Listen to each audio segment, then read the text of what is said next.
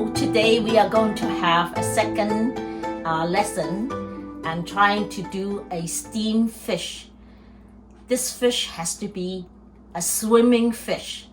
If you buy a fish that is frozen or just with ice on it, you cannot do a steaming fish, because the steaming fish, you need to have the freshness in it. And the other thing is, it's not easy to get a swimming fish, but a lot of people in Florida is going fishing anyways. So this is a good way of enjoying your fish. So this is the fish. What kind of fish is it? It's a bass.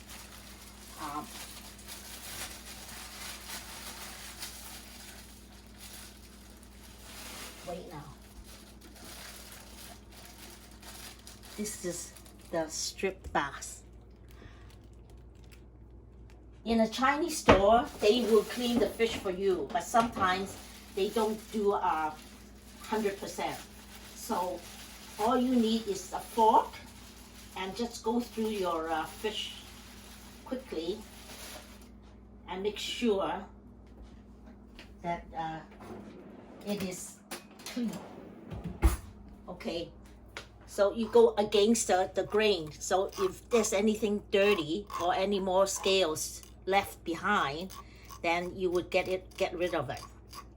But they're pretty good in a Chinese grocery store. But of course, a lot of people don't have the opportunity shopping in a Chinese store. So the best thing is then just to go and fish yourself. If you live in Florida, friends of mine, they go fishing all the time and they always have fresh fish. So right now we are getting all the scale. You see, you still got some residue of this the scale, even though it has been cleaned. So let us do the other end, the other side. The gentleman at the store, he already cut the fins and everything, so everything is pretty clean. But still, there is the other side is pretty good. Now the stomach is already clean, all done. So I'm just going to wash it and then dry it.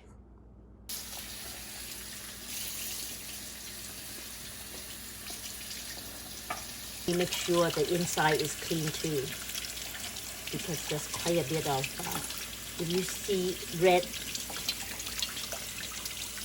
there may be some gristle inside the stomach.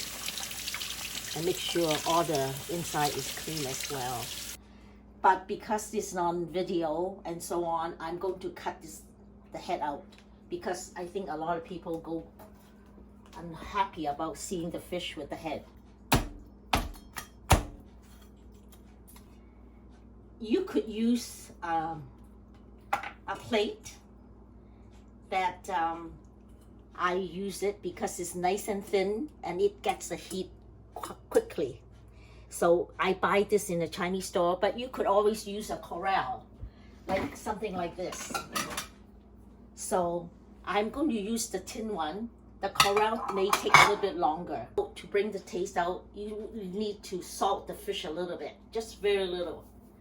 Very lightly, and then the stomach a little bit, and at the back very lightly. So, and then you can prepare for steaming.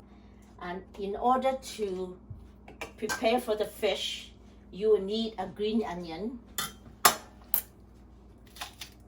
just the green part, and shred it. So all the taste would just go right onto the fish. And ginger. You would want ginger, definite. And the ginger should be shredded. So right now, this is the green onions.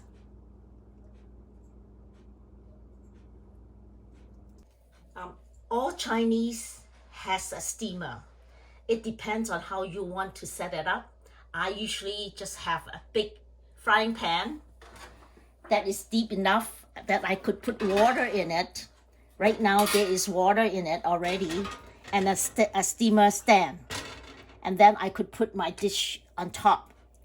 And once you have this set up, it is a must in a Chinese kitchen because we do a lot of steaming. Because the steaming gives you good nutrition and nothing is being wasted. None of the juices, none of the ingredient is going to be passed away, not being used. So the fish would be a good example that you would keep the fish and all the sauces that comes out from cooking the fish will be all there. Okay, now I'm going to prepare the fish now. I have already cleaned the fish. Now I salted it already, and I would like to marinate it with green onions and ginger. Now the ginger has to be cut very, this is the typical Chinese cooking, right? So you must have ginger. If you don't have ginger in the fish, it would become fishy.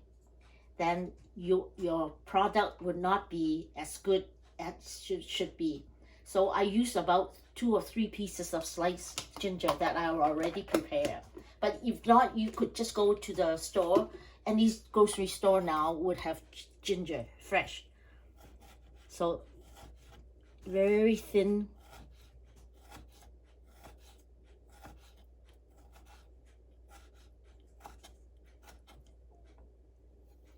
And most people like to eat the ginger after it's being steamed. So we put on top of the fish.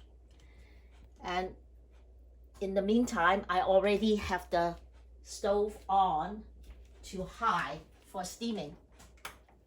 So the steamer, repeat, is the one with the water on the bottom, maybe about 1/2 an inch deep water, and then with the stand.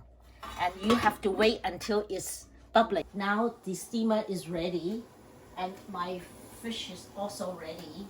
So we are going to put it in the steamer and do it in about 7 minutes. Now with fish, very important, you do not overcook. And if you do, then you can go back. You would rather undercook first and double check it. If you need a little bit more time, then you could.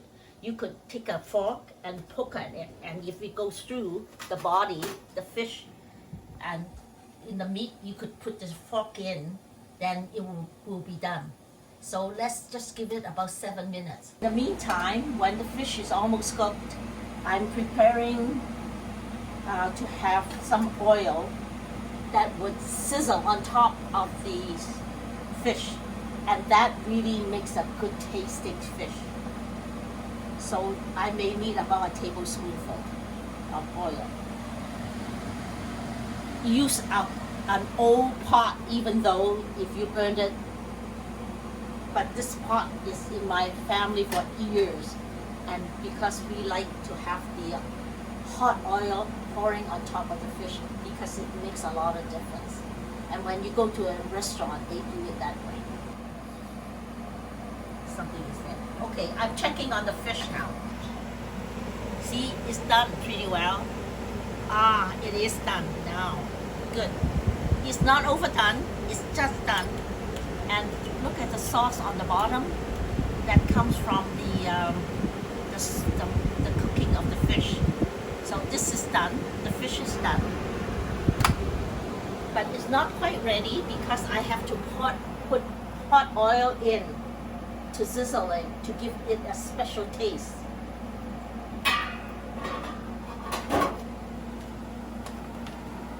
So I'm going to move the fish from the steamer with a clam and into a plain dish. Okay, here we go. Remember, I put the oil in and tried to heat it up. It has to heat up first before I could sizzle it. It is hot now because the smoke is coming up. So I'm going to put it off, and I'm going to prepare the fish for the table to eat now. So the fish is already done, And I'm going to do a little bit of soya sauce, a very light soya sauce, because I had already put some salt to it. Just very light. Okay, good. Now, the final touch is the hot oil. Watch now, it's going to sizzle.